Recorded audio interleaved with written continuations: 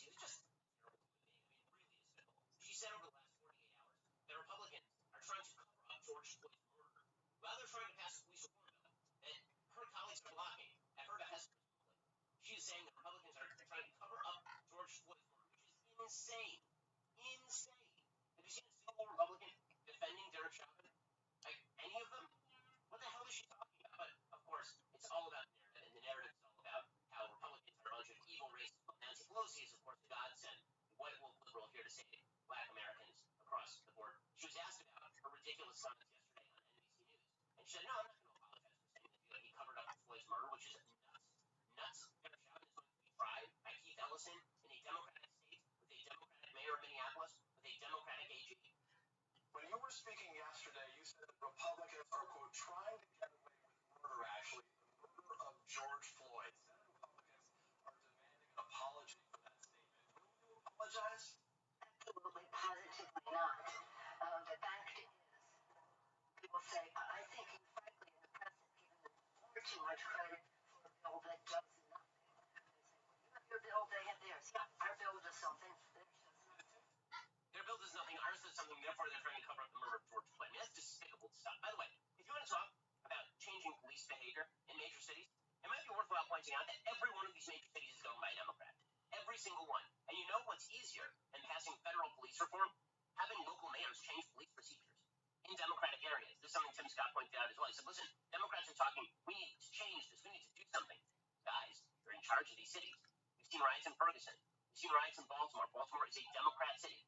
We've seen riots in Atlanta, Democrat city. We've seen riots in LA, Democrat city. New York, Democrat city. Like, anytime you want, guys, you can make this change, but I don't see you making the change. I just see you demagoguing the issue for political gain, says Republican Tim Scott. In Detroit, Atlanta, Minneapolis, Los Angeles, Philadelphia, all these cities could have banned chokeholds themselves.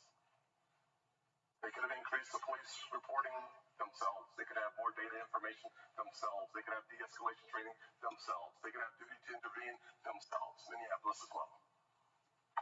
All these communities have been run by Democrats for decades. Yep.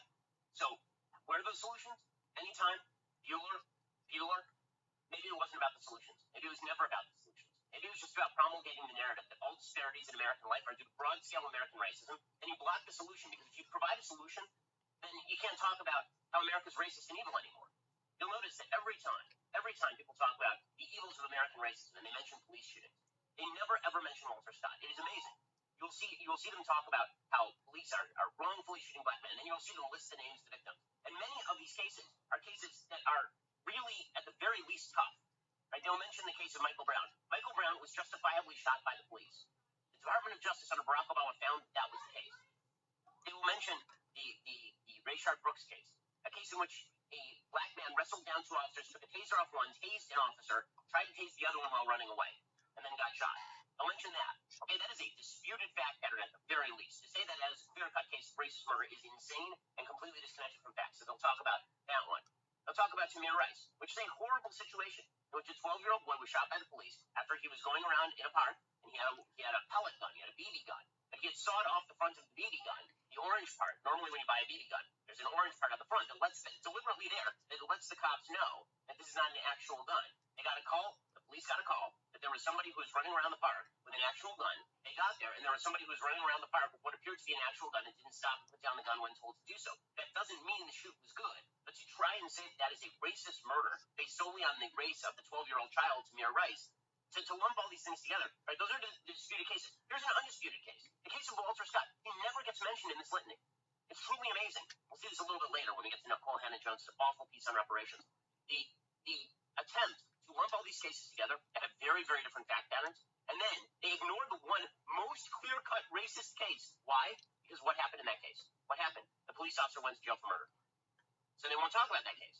Because in a case where the system worked, they won't talk about it. Because if the system works, you can't indict the system. So instead, you have to pick a case with a variegated fact pattern, with a difficult fact pattern, and then you suggest the system didn't work because in this case, the system is really shown. Not the Walter Scott case, where you have a clear-cut case where a black man is running away from a police officer unarmed, the officer shoots him in the back and then tries to plant a gun on him. The officer ends up in jail, as he should, for murder. right? Walter Scott, it's amazing. If you ever want to know about the bad faith of people who make a lot of these arguments, notice that in the litany of victims of white police violence, Walter Scott never gets mentioned. He never gets mentioned. It's truly an incredible thing. And you have to wonder why. And you really don't have to wonder why, because it's never about the solutions. It's never about fixing the problem. It is always about indicting the system, generally speaking. But Senator Mitch McConnell, he went on the floor yesterday, and he said, listen, you guys were the ones who were like, put a bill on the floor. And they were like, okay, we'll put a bill on the floor. And then you refused to even allow us to amend the bill or debate the bill. So it seems to me that you're not too super focused on solutions here, guys.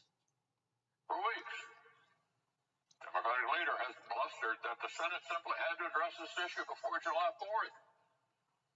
Well, that's what the vote this morning is about. Are you beginning to see how this game works? 2 weeks ago, it was implied the Senate would have blood on our hands if we didn't take up police reform. Now, Democrats say Senator Scott and 48 other senators have blood on our hands because we are trying to take up police reform. Correct. By the way, that Pelosi bill is going nowhere. You know why it's not going anywhere? It's not going anywhere because Pelosi's not allowing any amendments to be brought. Nancy Pelosi's committee is not allowing any amendments to be brought on the Democrats' police reform bill, which means it's going absolutely nowhere. The rule provides for 4 hours of debate a bill, no amendments, and then a straight vote. So, do you think that bill is going anywhere? The Republicans were offering amendments, and the Democrats blocked it anyway. This is not about solutions. It simply is not about solutions.